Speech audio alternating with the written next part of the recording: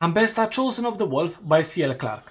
I decided that for this review, I'm going to post a video without any spoilers, and that's because I want to test things out. In the future, I will most likely post those 40 minutes long videos whenever I'm gonna review the next book or something like that.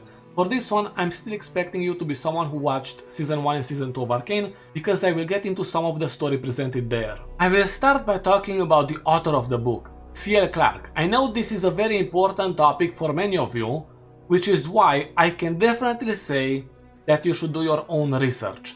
I'm sorry guys, but it's not something I cared for whenever I was deciding to buy the book or not. Do you know what I cared for? This right here, Arcane League of Legends. So it is a book sanctioned by Riot Games. They are not going to pick a bad author to write something in the world of Runeterra. Hence why it wasn't a deciding factor for me, and it's not something I necessarily cared for. But don't get your hopes up. If you're someone who writes fanfiction, you're most likely not gonna be picked up by Riot Games to write something like this. And if it ever happens, if by any chance that ever happens, you can send me a copy of your book, the one which is sanctioned by Riot Games in the world of Runeterra, and the same goes if you are C.L. Clarke. You can send me a copy of your next book if it's in the world of Runeterra. Thanks. To echo what I mentioned in the initial thoughts video, I enjoyed the audiobook from start to finish, and maybe you are thinking to yourself, what do you mean audiobook? Aren't you supposed to read a book? Well yeah, but there is an audiobook version and I don't have the physical copy yet, so whenever I'm gonna get that I will probably go through it again, because I plan on making individual videos for each of the lore elements presented in the book, because there are so many of them, and the idea of making something separate for each one of them is 100% warranted. When it comes to the audiobook, as soon as I saw that Ellen Thomas was involved with it, I realized that it had the potential of being an S tier audiobook. And what do I mean by that? Well, Ellen Thomas does Ambessa's voice in Arcane, and she is the one who narrates the Ambessa book. I can for sure say it did not disappoint. She's very passionate about voice acting Ambessa and narrating the entire book. All of the voices are recognizable, easy to understand, and the book itself is easy to understand and the storyline easy to follow. In my opinion, the performance will always be one of the most important factors when you are trying to rate an audiobook. And in this case, I rate it as S tier. The other part that is very important whenever you rate an audiobook and the book itself is obviously the story. So now I'm gonna get into that. If you're someone from the Arcane community who expected to see some of the Arcane moments presented from Ambessa's perspective with a lot more detail, well, you won't see any of that. You will see one scene that is part of Arcane and one scene which is technically not part of Arcane, but it is related to Ambessa and you probably know about it. The thing about that is that it doesn't hurt the story at all.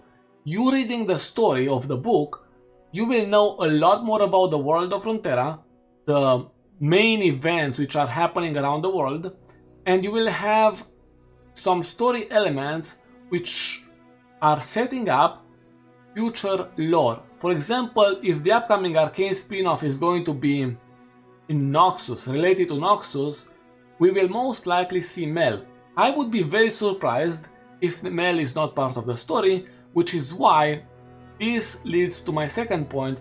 I would be very surprised if the character set up by the book is not going to be part of this spin-off. Ultra surprised actually, because this character seems to be extremely important. I'm not going to continue that chain of thought, you understand what I'm trying to get at. By now we all know that Ambessa is fighting against the Black Rose in Arcane in the show, and we will see more of the Black Rose in the book together with LeBlanc. LeBlanc will appear multiple times, and I really love how interesting and intriguing the story of the Black Rose really is. It really puts into perspective how powerful they are, and especially LeBlanc.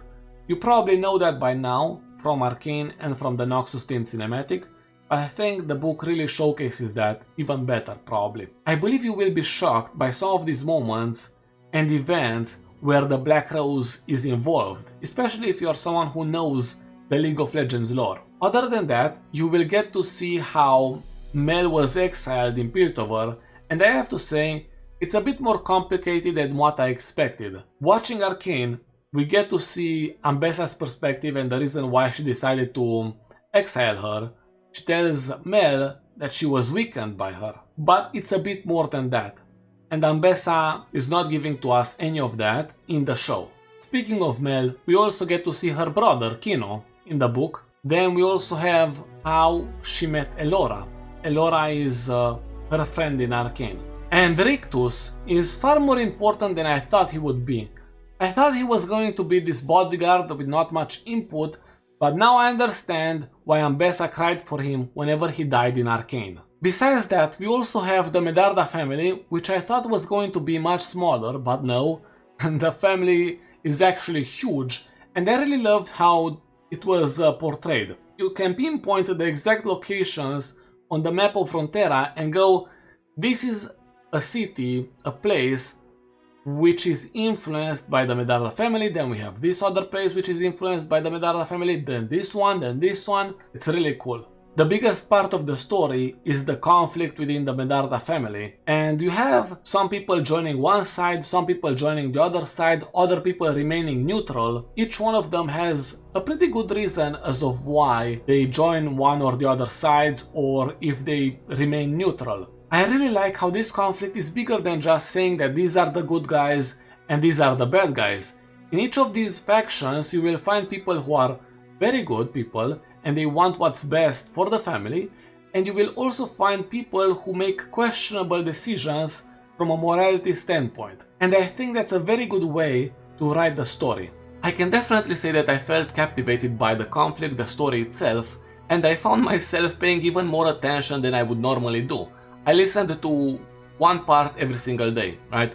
On one day I listened to part 1, then the second day part 2, and the third day part 3. All I can say is that it was a really good experience. So up until this point, it's easy to understand that we get a lot of the world of Runeterra, we get a lot of Mel, we get a lot of the Black Rose, the conflict in the Medarda family, but it wouldn't be a review without talking about the main character, Ambessa.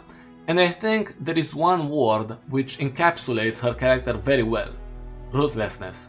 She is a ruthless character. Don't worry, she's not a one-dimensional character, a warlord set out for blood, or the wolf only.